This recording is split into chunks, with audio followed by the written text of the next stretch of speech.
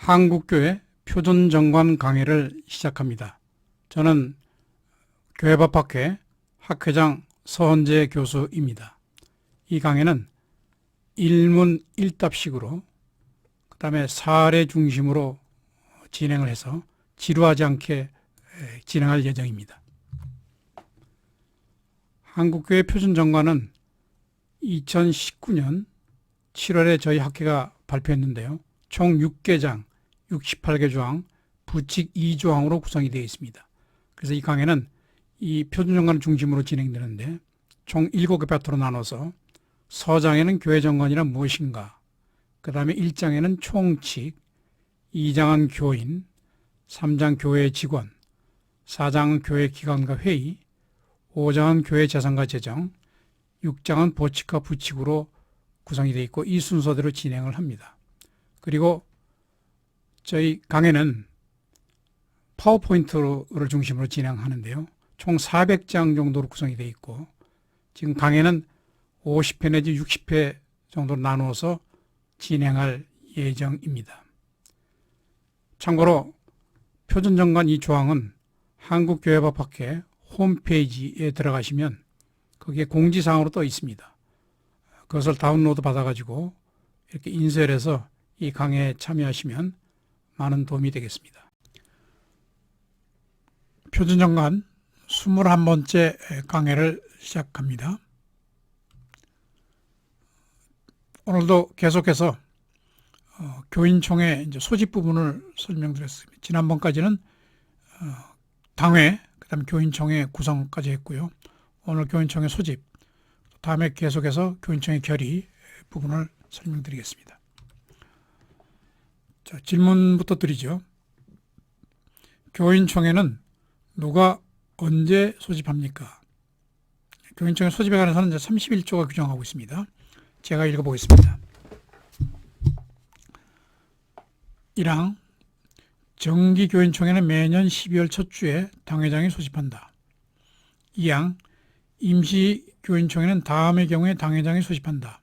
1호 당회가 필요하다고 인정한 때.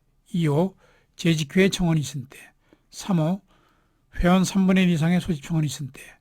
4호 상회, 노회 총회의 지시가 있은 때. 그 다음에 3항 제2항에서 정한 정당한 소집 요구에도 불구하고 당회장이 교인총회에 소집하지 않는 경우에는 본정관 제28조 1항 단서 규정에 의한 임시 대리 당회장이 소집한다. 그 다음에 4항 당회장은 교인총회 1주간 전에 그 회의의 목적, 시간, 장소를 주보하고 예배 광고를 통해서 공고한다. 그 다음 5항 당회장은 교인총회 1주간 전에 교인총회에서 의결과 행사할 수 있는 회원 명부를 작성해서 교회 홈페이지 등에 통해서 게시한다.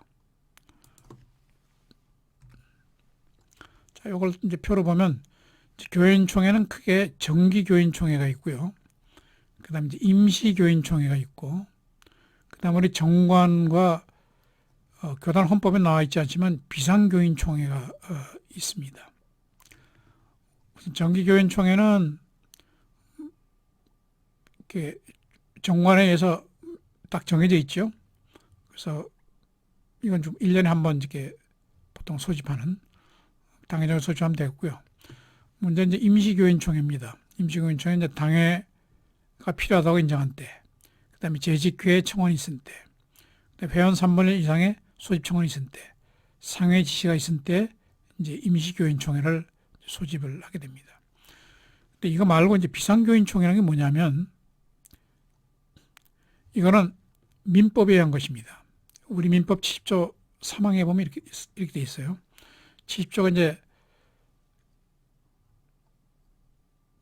2항에 보면 총사원의 5분의 1 이상으로부터 회의 목적 사항을 제시하여 청구한 때에는 이사는 임시총회를 소집해야 한다.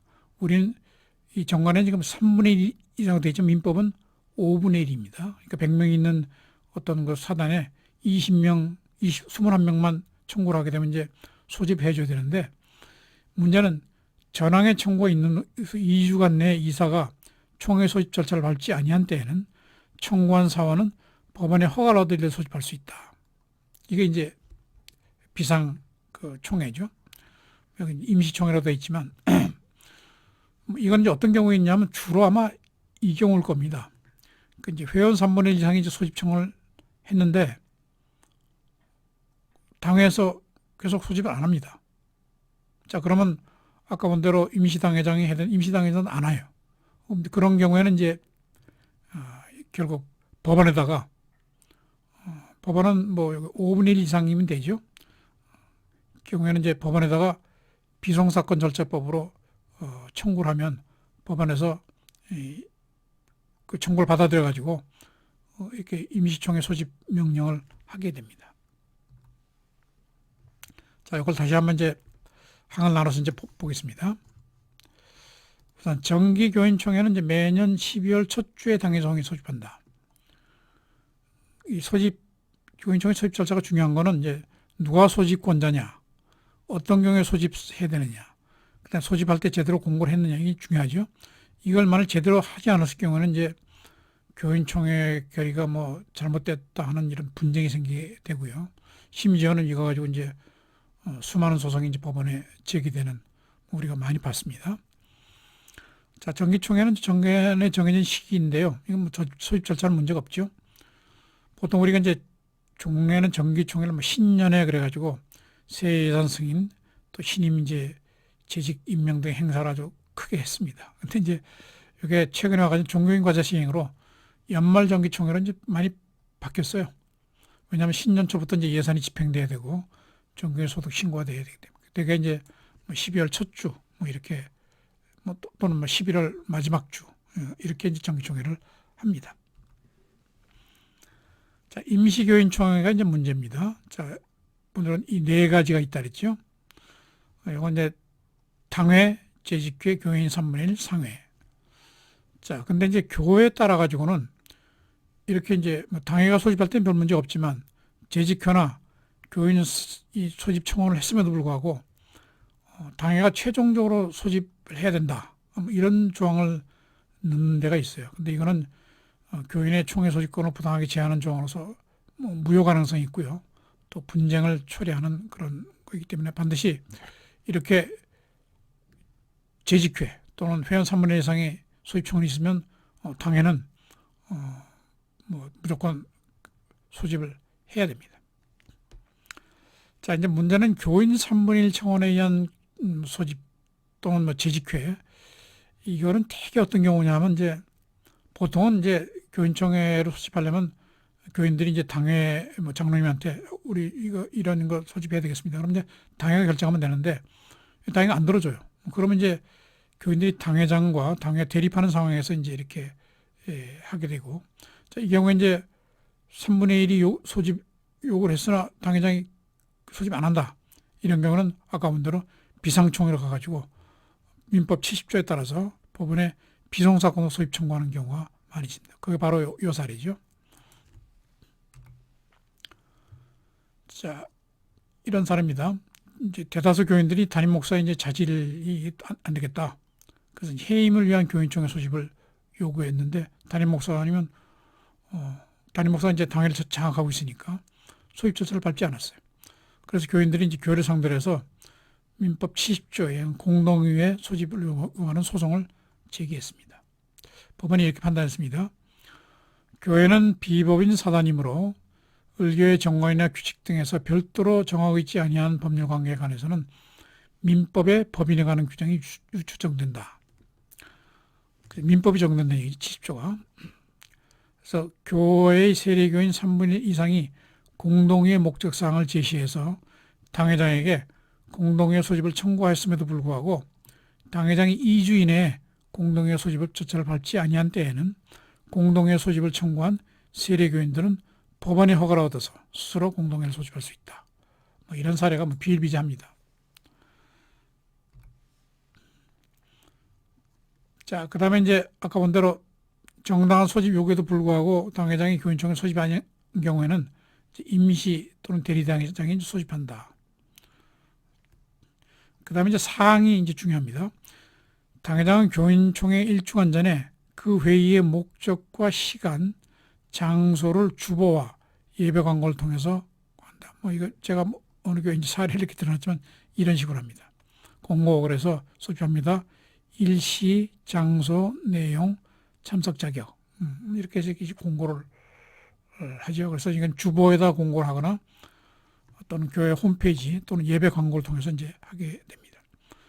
반드시 1주간 전까지 그 다음에 회의 목적, 시간, 장소를 정하고 이렇게 하게 됩니다.